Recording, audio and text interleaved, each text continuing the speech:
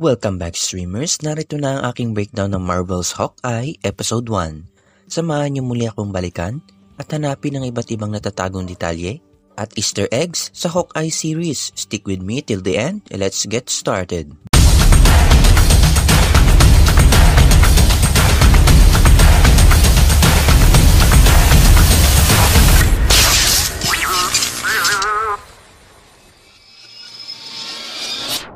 Before we begin, you can comment down below to join in my custom shoutout.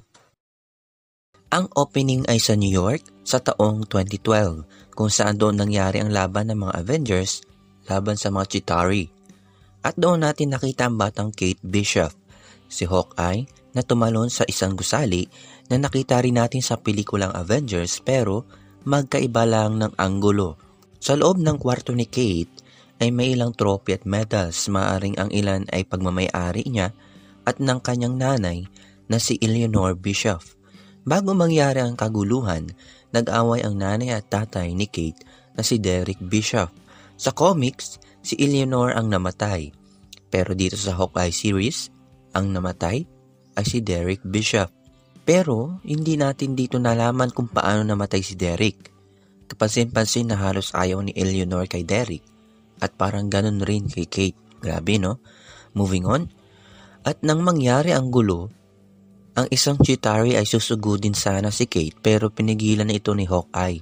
Ito yung isang shot sa pelikulang Avengers. At doon nagsimula ang pangarap ni Kate.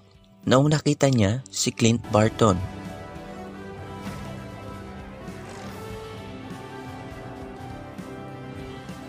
Fast forward tayo kay Kate Bishop, 22 years old, na ginagampanan ng isa sa mga idol ko na si Hailee Steinfeld. Ang Hawkeye series ay ginanap sa panahong Christmas holidays at nakita ko rin itong Rogers musical na nakita rin natin sa Spider-Man No Way Home. Isang musical theater na kinukwento ang laban na nangyari sa New York sa pamamagitan ng pagkanta. Nandoon rin si Clint at ang kanyang mga anak na sila Cooper, Layla at Nate. At sa kalagitnaan ng palabas ay utay-utay na nawala ang mga tunog. Dahil mayroon na siyang hearing aid. Sanhi ito ng iba't ibang malalakas na tama o pagsabog sa ilan niyang mga trabaho. At sa bathroom, may nakita tayong sulat na Thanos was right. Maaaring reference dahil sa pelikulang Eternals kung saan ginawa lang niya ang snap para mapigilan ang pagsabog ng planetang Earth. At dito natin nakita si Jack Duquesne. Sa comics, siya ay tinaguri ang Swordman at naging kaibigan niya rin doon si Hawkeye. Sa party, doon natin nakilala si Armand Duquesne, ang tiyuhin ni Jack. At doon natin nalaman na engaged pala si Eleanor kay Jack.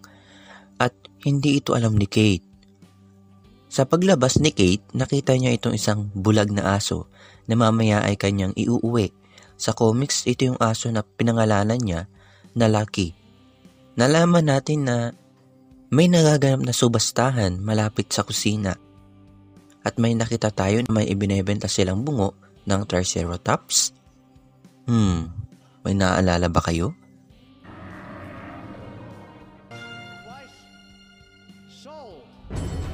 Anyway, nakita rin natin dito ang isang espada ni Clint Barton noong siya ay Ronin na nakita natin sa Avengers Endgame.